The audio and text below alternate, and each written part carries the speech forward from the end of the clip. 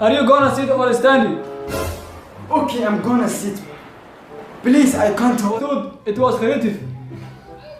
This is my first day in school. kani waa Shirwac Cabdisamed waa jilaa YouTuber ku nool magaalada Gaalkacyo waa wiil dhalinyaro oo ku madadaaliya YouTube boqolaal shacab kuwaas oo u soo doonta luqadiisa jacburiska ah ee uu ula baxay Lil Basto language ugu horeen Shirwac Cabdisamed Lil Basto ayaynu weydiinay ku soo biiritaankiisa faraxsanahay haddaan iskiin baro magacaygu waa Shirwac Cabdisamed Nuur waxaan ahay wiil YouTuber oo ku magac dheer Lil Basto waxaan ku noolahay gudaha Soomaaliya gaar ahaan Puntland gaar ahaan magaalada Gaalkacyo xarunta gobolka Mudug YouTube-ka runtii waxaan ku soo biiray 2019 bishii 9 runtii YouTube-ka markaan ku soo biirayay caqabado badan oo iga hor yimaaday way jiraan caqabado badan oo aan ka gudbay markaasi aan si fudud ugu gudbay way jiraan marka YouTube-ka markaan ku soo biirayay dad badan oo Soomaaliyeed runtii waxay dhaheen niyo luqadda Ingiriiska ku baxaya inagu daawan mayso iska dhaaf barnaamijkan heerna kuma gaaraysid marka dadyo badan oo Soomaaliyeed iyo kuwa badan oo ajaanib oo si fiican marka YouTube ku soo biirayay soo dhaweeyay oo dhahan YouTube-kan meel fiican ma gaaraysa runtii YouTube-ka channel-ka wuxuu yahay channel mustaqbal leh yani halka ka sii wad hore u soco way jiraan marka dadkaas ay dhiirigeliyay marka inaan meel fiican maanta YouTube-ka gaaro YouTube waxaan ku jiraa ugu yaraan 7 bilood baan ku jiraa oo kaamila sanad waliba buuxsan marka runtii maanta meel fiican waa maraya barnaamijyada aan sameeyana waa barnaamijyo ku baxa luqadda Ingiriiska waa riwaayado baranki muxuu ahaa kuwii iyo publication marka barnaamijyada macnaha waxa daawado kala duwan oo wadamada caalamka ah maadaama yahay barnaamij ku baxay luqadda Ingiriiska marka barnaamijkayga wuxuu kaga duwan yahay kuwa Soomaalida ah يعني يوتيوبرada Soomaalida badanaa waxa luqadda afka Soomaaliga ku tibiyaan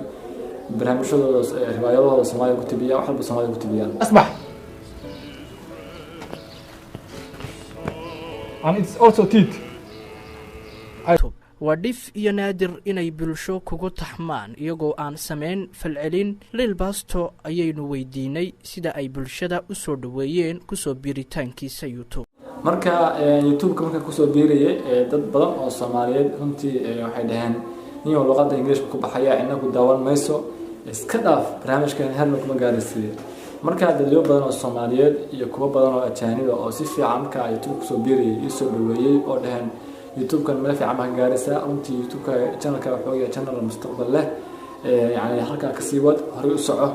way jiraan marka dadkaas ay dhiirigeliyay marka inaan meel fiican maanta YouTube-ka gaaro YouTube waxaan ku jiraa ugu yaraan 7 bilood baan ku jiraa oo kaamila sanad waliba buuxsan marka runtii maanta meel fiican waa maraya barnaamijyada aan sameeyana waa barnaamijyo ku baxa luqadda Ingiriiska waa riwaayado baranki muxuu ahaa kuwii iyo publication marka barnaamijyada macnaha waxa daawado kala duwan oo wadamada caalamka ah maadaama yahay barnaamij ku baxay luqadda Ingiriiska marka barnaamijkayga wuxuu kaga duwan yahay kuwa Soomaalida ah yani YouTuberada Soomaalida badanaa waxa luqadda afka Soomaaliga ku tibiyaan barnaamijyadooda riwaayadooda Soomaaliga ku tibiyaan wax walba Soomaaliga ku tibiyaan marka aniga waxaan keenay wadanka maadaama aan joogo in barnaamij ka duwan kuwa Soomaalida YouTuberada ay keeneen in mid ka duwan aan keeno fikir ka duwan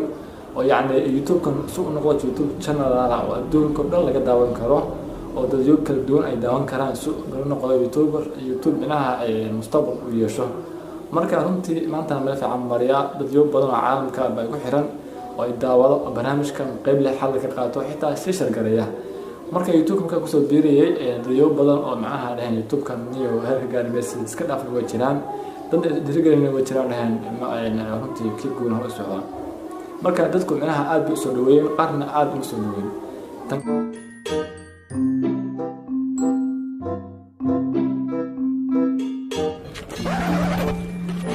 Alias coronavirus.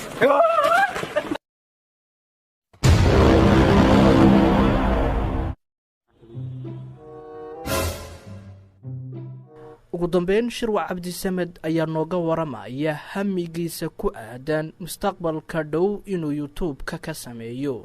YouTuberada wadanka ku nool yani kuwa ugu macquulsan ama kuwa xagga ugu fiican xagga YouTube-ka oo YouTube meel fiican ka gaaray ama gol fiican ka gaaray dadku badan Soomaalidu badan YouTuberada waxay ordaan inay 100 subscribe gaaraan waxa ka wada 100 subscribe gaaraan macnaha Soomaalidu YouTuberada macnaha koonkooda hamigooda intaas marka ana hamigii ma ahaan anigu hamigii waxaan la tartamaya la tanqaadaya yani kuwa Nigerianka adduunka qabsaday oo riwaayadaha comedianka yani halka asbuuc hal video sameeyay qurux badan oo goos leh waqti geliyeen yani qaabkaas kale barnaamijyada inaan ka dhigo haddana waan ka dhigay waan ku wadahay yani saasaan rabay inaan ku wado sababkan waxaan rajaynayaa yani inaan wado Soomaaliya macnaha intaas milyan oo qof dugsiga ay ku xiran tahay marka runtii mustaqbalkeena aan rajaynayaa waxaan rajaynayaa 1 milyan in ka badan insha Allah inaan gaaro doono sanadaas horumarka muuqda ee uu YouTube-ka ka sameeyay Lil Basto ayaa ku soo aadmaya xilli dhalinyaro badan ay ku hawlan yihiin sidii ay naftooda ugu carbin lahaayeen wadada horumarka Ahmed Abdullahi Jaamac Toshli The Ferris is already installed there